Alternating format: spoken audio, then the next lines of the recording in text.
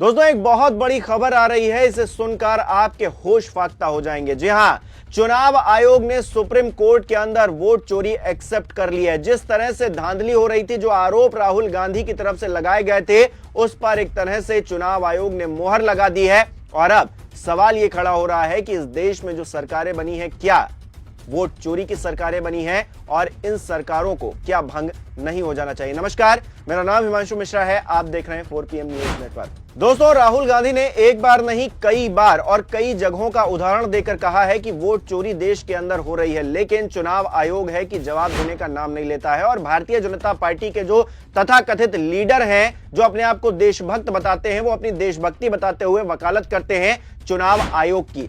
और जो मुख्य चुनाव आयुक्त हैं ज्ञानेश कुमार गुप्ता, उनको बचाने की कोशिश करते हैं, लेकिन ज्ञानेश कुमार गुप्ता ने खुद सुप्रीम कोर्ट में किस तरह से पोल खोल दी है, वो आपको दिखाता हूं। रिपोर्टर्स कलेक्टिव की एक खबर है, लिखा है ECI to Supreme Court, duplication software was ineffective, we scrapped it.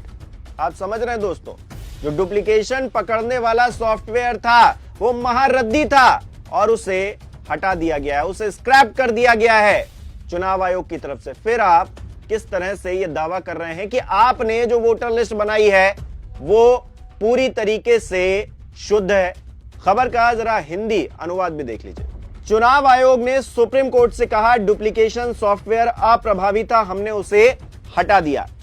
इसी खबर में अंदर क्या लिखा हुआ देखिए जरा। भारत के निर्वाचन आयोग ने सर्वोच्च न्यायालय के समक्ष दावा किया है कि उसका डुप्लीकेशन सॉफ्टवेयर इतना खराब था कि उसने 2023 के बाद उसका उपयोग बंद कर दिया और परिणाम स्वरूप देशव्यापी विशेष गहन पुनरीक्षण के लिए इसका उपयोग नहीं किया, जो जून 2025 में बिहार में शुरू हुआ। सर्वोच्च न्यायालय के समक्ष ECI द्वारा अपने ही सॉफ्टवेयर को खारिज करना 2023 में आयोग द्वारा अपने सॉफ्टवेयर को दिए गए विश्वास मत से बिल्कुल भी विपरीत है। जब उसने देश भर के अधिकारियों को 2024 के संसदीय चुनाव से पहले संदिग्ध डुप्लीकेट की पहचान करने के लिए 100% मतदाता सूची में अभियान मोड में सॉफ्टवेयर को तैनात करने का आदेश दिया था। यह आदेश निर्वाचन आयोग की मतदाता सूची संबंधी नियमावली का हिस्सा है, जिसे मार्च 2023 में प्रकाशित किया गया था।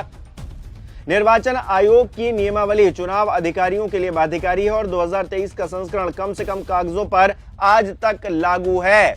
आप समझ रहे हैं, एक सॉफ्टवेयर की मदद से डुप्लीकेशन पकड़ने के लिए बातें की गई। 2023 में उस सॉफ्टवेयर का उपयोग भी बंद कर दिया गया, लेकिन कागजों में अभी भी वो चल रहा है। सुप्रीम कोर्ट के अंदर जाकर ये सारी पोल पट्टी खुल रही है कि भाई चुनाव आयोग उसका उपयोग ही नहीं कर रहा है, स्क्रैप कर दिया गया है, उसको हटा दिया गया है उसको, और मैनुअली काम किया जा रहा है। लेकिन 2023 में क्या कहा गया? 2023 में चुनाव आयोग क्यों इसकी वकालत कर रहा था, तरफदारी कर रहा था, और उसके बाद आपने उसका उपयोग भी नहीं किया। मतलब आपकी मनमर्जी चलेगी, आप जो चाहेंगे वो करेंगे। सॉफ्टवेयर का आपको जब इच्छा करेगी तब उसका उपयोग करेंगे, नहीं तो नहीं करेंगे। और ऐसे में बहुत बड़ा सवाल यह खड़ा होता है कि जो इतने चुनाव हुए हैं उसमें जिस तरह से डुप्लीकेशन पकड़ी जा रही है, राहुल गांधी ने जिस तरह से पकड़ी है, क्या आप एक तरह से उस डुप्लीकेशन को सही मान रहे हैं?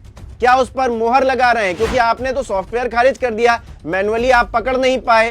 तो ऐसे में क्या जो फर्जी वोटर्स के जरिए चुनाव हुए, जिसमें भारतीय जनता पार्टी या फिर तमाम राज्यों में तमाम सरकारें बनी, वो सब क्या फर्जी थी? और क्या वहां पर राष्ट्रपति शासन लगाने की जरूरत है? क्योंकि इस देश में फर्जी वोटर्स के जरिए अगर सरकारें बनी है तो उन्हें क्यों नहीं खारिज हो जाना चाहिए? अपने आप में बहुत बड़ा सवाल खड़ा होता है। अब थोड़ा इस सॉफ्टवेयर के बारे में भी जान लीजिए। 2018 में चुनाव आयोग ने एक नया सॉफ्टवेयर लॉन्च किया था, जो मशीन लर्निंग विधियों का उपयोग करके डुप्लीकेट की पहचान करता था। ये सॉफ्टवेयर राज्य चुनाव अधिकारियों के पास भी उपलब्ध था और इसे चुनाव अधिकारियों के लिए चुनाव आयोग के ID इंटरफेस, जिसे इरोनेट कहा जाता है, में शामिल किया गया था। हालांकि रिपोर्टर्स कलेक्टिव की तरफ से जो जानकारी जुटाई गई है उसके मुताबिक चुनाव आयोग ने SIR प्रक्रिया को मतदाता सूचियों को पूरी तरह से शुद्ध करने वाला माना था। लेकिन बिहार के स्थानीय चुनाव अधिकारियों ने उस समय द कलेक्टिव को बताया था कि वे मतदाताओं द्वारा खुद रिपोर्ट करने या बूथ स्तर के अधिकारियों द्वारा नकल की घटनाओं को मैनुअल रूप से पकड़ने पर निर्भर थे। नतीजा ये कि बिहार की मतदाता सूची में अनगिनत नकली नाम अब भी मौजूद हैं। ये वही मतदाता सूची है जिसके आधार पर राज्य में हाल ही में संपन्न विधानसभा चुनाव में मतदान हुआ है। और जिस तरह से तेजस्वी यादव की लहर थी, राहुल गांधी के तमाम आरोप थे, उसके मद्देनजर ग्राउंड जीरो पर जो असल नजर आ रहा था उससे उलट 202 सीटें एनडीए को मिल जाती हैं, बम्पर जीत भारतीय जनता पार्टी की हो जाती है, सबसे बड़ी पार्टी वो बन जाती है। तो क्यों ना इस पर उंगली उठाई जाए, क्यों ना इस पर सवाल उठाए जाए, और इस सवाल के मद्देनजर क्यों ना बिहार की सरकार गिरा दी जाए और वहां पर दोबारा चुनाव हो, शुद्ध वोटर लिस्ट से हो, और चुनाव आयोग अपनी जिम्मेदारियों को इस बार सही ढंग से निभाए। अगर इस देश में जो चुनाव हो रहे हैं वो डुप्लीकेट वोटर्स के जरिए हो रहे हैं, उनके मद्देनजर हो रहे हैं, तो फिर इस देश में बनी सरकारें वैध कैसे हैं? क्या वो अवैध नहीं है? क्या वो डुप्लीकेट नहीं है? क्या वो फर्जी नहीं है? क्या ये सवाल उठाना गलत है? बहुत बड़ा सवाल है दोस्तों, क्योंकि बिहार के अंदर तो सॉफ्टवेयर का इस्तेमाल ही नहीं किया गया, और सॉफ्टवेयर का इस्तेमाल नहीं किया गया, मैनुअली अगर चीजें हुई और उसमें लाखों जो मतदाता हैं अगर फर्जी तरीके से डुप्लीकेशन के जरिए जुड़े हुए थे, उन्होंने वोट किया, तो फिर ये सरकारें सही कैसे हैं? भारतीय जनता पार्टी वालों को थोड़ी शर्म करनी चाहिए।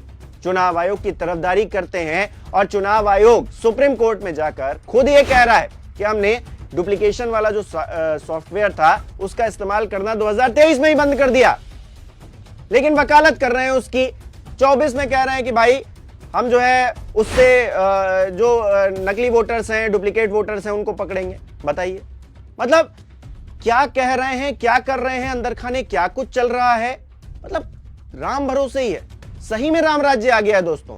और ये भारतीय जनता पार्टी का जो राम राज्य है, मोदी जी का जो राम राज्य है, उसमें किसी की कोई भी जिम्मेदारी नहीं है, अधिकारी अपनी मनमर्जी करते रहे। जो बड़े बड़े आईएएस पीसीएस हैं वो वोटर्स को डराते धमकाते रहे। हमने देखा ना कि कितने लोगों के ऊपर एफआईआर दर्ज हो गई, कितने लोगों को नौकरी छोड़नी पड़ गई अपनी, और जितने बीएलओज इस पूरी घटना में मारे गए हैं एसआईआर की प्रक्रिया में, 1 रुपए मुआवजा नहीं दिया है दोस्तों। आपको जानकर हैरानी होगी, 1 रुपए मुआवजा नहीं दिया गया है। कितनी कठोर सरकार है, कितना कठोर चुनाव आयोग है कि अपने काम के लिए, जी हां, वो अपने घर का काम नहीं कर रहे थे बीएलओज, वो काम कर रहे थे चुनाव आयोग का, इस देश का काम कर रहे थे। इस देश की जिम्मेदारी है उन परिवारों के प्रति, लेकिन यहां किसी के प्रति कोई जिम्मेदारी नहीं है दोस्तों। बीएलओज मर गए तो मर गए। बताया जा रहा है 35 दिनों में 30 बीएलओज ने उनकी जान गई है, लेकिन अठन्नी नहीं दिया गया है। आप समझ रहे हैं, मुआवजे के तौर पर अठन्नी नहीं दिया गया है। हालांकि पैसे दे देने से किसी की जान तो वापस आ नहीं जाएगी, लेकिन फिर भी मैं कहूंगा मुआवजा देकर कुछ सांत्वना तो देते, 2 शब्द ही कह देते, लेकिन वो भी नहीं कहा गया। 1 हफ्ता बढ़ा दिया गया, अब कहा जा रहा है 1 हफ्ता और बढ़ा दिया जाएगा। लेकिन जो बीएलओ चले गए इस दुनिया से, उनको जवाब क्या दीजिएगा? उनके परिवारों को क्या जवाब दीजिएगा? मोदी जी इतनी बड़ी बड़ी डींगे मार रहे हैं, अब बताएं, जब चुनाव आयोग सुप्रीम कोर्ट के अंदर खुद ये मान रहा है कि उसने डुप्लीकेशन जो सॉफ्टवेयर था उसका इस्तेमाल करना बंद कर दिया क्योंकि वो महाघटिया था, काम ही नहीं करता था, इनइफेक्टिव था वो। तो ऐसे में जो डुप्लीकेट वोटर्स, वो जो शुद्धिकरण हो रहा है उसमें अगर मौजूद हैं, तो फिर चुनाव आयोग के होने ना होने, इस चुनाव के होने या ना होने क्या ही फर्क पड़ता है? इस लोकतंत्र में अगर मनमर्जी ही चल रही है सबकी, तो फिर चुनाव हो ही क्यों रहे? विपक्ष वाले कहते हैं डिक्टेटरशिप चल रही है, और लगता भी है, जिस तरह से मामले निकलकर सामने आ रहे हैं डिक्टेटरशिप ही चल रही है।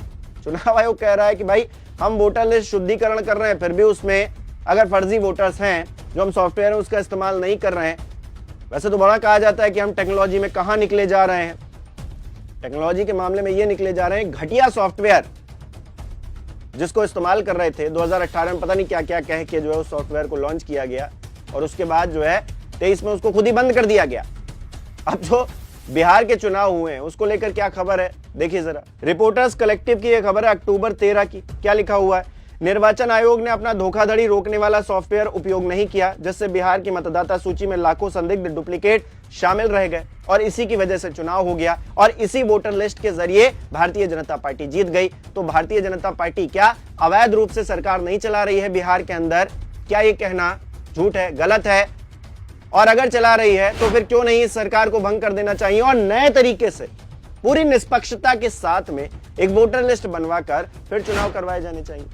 अवैध लोग हैं, अवैध लोग हैं, अवैध लोग हैं, घुसपैठिए आ गए हैं। कहां हैं घुसपैठिए भाई? कौन से घुसपैठिए हैं?